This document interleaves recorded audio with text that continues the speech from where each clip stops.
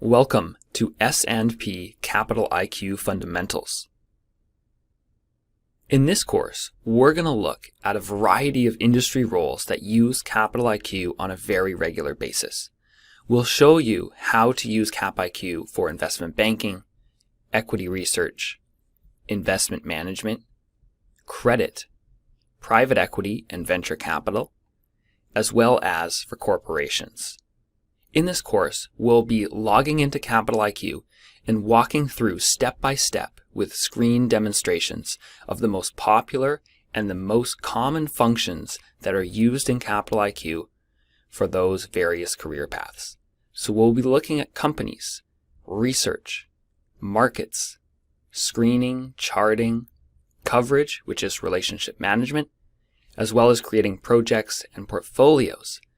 Finally, we will end with the very popular and frequently used plugins for Excel, PowerPoint, and Word. If you don't have access to Capital IQ, we've got you covered. In the next lesson, we will explain how you can get free access to Capital IQ in a trial version through our full Immersion program. We are extremely excited to announce that as a CFI student, you can get free trial access to S&P Capital IQ through the partnership that we've created between CFI and Cap IQ. In order to activate your free trial access to Capital IQ, you'll have to be enrolled in CFI's full Immersion program. You can do that through your student dashboard. Once you're enrolled in the full Immersion program, you'll be able to self-activate your free access Capital IQ trial account. We hope you enjoy following along with your very own account. Alright, here we are on the Capital IQ login page accessed from capitaliq.com. In order to activate your free trial Cap IQ account, simply enroll in our full Immersion program and you can get free trial access. As soon as you log in, you're taken straight to, under the My Capital IQ section, your dashboard. And your dashboard is automatically populated with information like top stories from around the world, investment research coverage that may be relevant to you. Here we have government bond yields, some more top stories, and then an equity market overview, as well as some specific indices and their performance. So there's a lot that you can look at here to quickly get a sense of what's going on in the markets, and you can actually customize your entire dashboard here by adding widgets. That's what we're going to look at in the next lesson. But just to get you logged in and ready to go, you are going to land here on your dashboard section of My Cap IQ. Later in the course, we'll be going through all of these sections of the menu, looking at companies, research, markets, screening tools, charting tools, coverage, which is relationship management, managing projects and managing portfolios, and then finally we will move into the very popular plugins for Excel and PowerPoint. Alright, since the dashboard is where you land when you first log into Capital IQ, let's look at how you can customize it. Click in the bottom corner here on Dashboard, then Widgets, and you'll see a bunch of options here that give you some ideas. So let's say we want to add constituent performance and say stock performance, as well as earnings activity. And let's just start with that for now. So you can see how I've added these to my dashboard. So right away here I can see earnings activity from a comp set that I've previously created, and we'll look later at how to create a comp set. Then you will see here stock performance based on a comp set and constituent performance for your comps as well. So let's go back here to the dashboard. This time click Edit, and you can select a layout if you want to add columns. You could have columns. Let's try that. Going back in here one more time to Widgets, Global Markets actually. Let's go to Global Markets, Currency Rates, Indicator Chart, and Market Overview. So now we've got a few interesting things at the top of our dashboard when we log in. I think it's quite interesting to see the world markets here at first glance, and then to see a chart that starts with US as the default, but you can look at other markets around the world. So now we've got perhaps what's for us a bit more of an interesting dashboard now when we log in. So I would encourage you to play around with the widgets here and design the dashboard that works for you.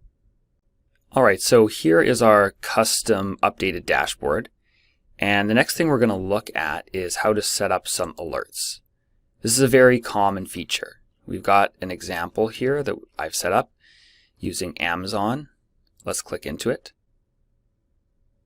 So essentially what you've got is an alert name that you can set here, and email preferences. So it's going to be emailed out to you. This is going just to me by default, but I could add other people to the list.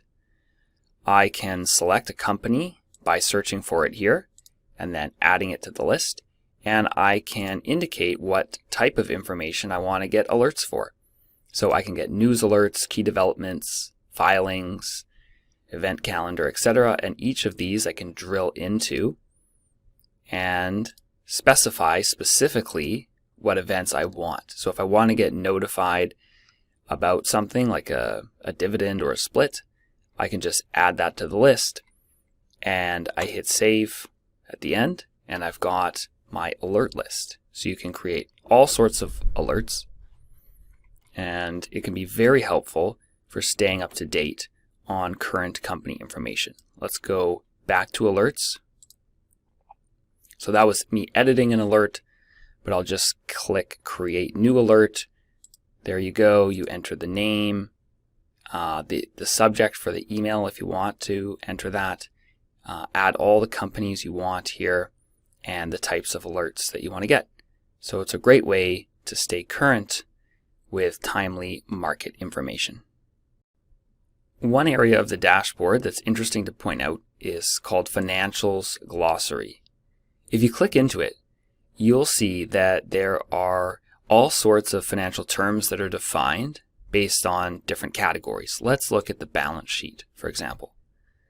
We can see then for cash and equivalents on a company's current assets, there is a data item ID, there is an Excel plugin formula, and there is a definition that we can click into, and we can see all the things that are included in cash and equivalents. So later, when you're auditing financial statements of companies, really digging into them to understand them, you may want to refer back to this Financials Glossary so that you can take a closer look at what might be included in goodwill, for example, or say restricted cash. Let's get a good definition of restricted cash. Escrow funds, for example, or cash held in trust. So this is a great reference material and can be cross-referenced with the Excel plugin that we'll be exploring in later lessons. One final area that we're going to look at under My Cap IQ is settings. So go into settings, and here is where there's a few things you may want to change or should be aware of. Okay, and you can scroll through all of these on your own, but I'll show you some of the highlights. One is the region, and particularly the currency. So if you click in to regional, I have the default setting as seeing companies' financials in their reported currencies. But you could override that, for example, and pick US dollars, and then you would hit save if you wanted to see everything in US dollars. You can set your time zone as well that you want to have as your main setting. So let's just click back. You can explore these on your own. You could set up hotkeys to quickly navigate by creating shortcuts. So here you go. There are already some defaults. If you want to quickly go to a company tier sheet, which we'll be exploring soon, is a very common tool to access, you just press Alt-1. Let's hit cancel there. Let's go to data specific settings and click on financials. So these are default settings that will appear for you. The default period that I like to have is annual, but you could change that to be quarterly or year to date or last 12 months, for example. You could prefer to not view consolidated financial statements, for example. And if you look at charts, you can pre-select what the automatically displayed charts will be. So if there's certain metrics that you want to focus on, like say forward price to earnings ratio, you could add that to pre-selected charts. So you can spend some time going through all of these under the Financials section. Let's go back to Settings.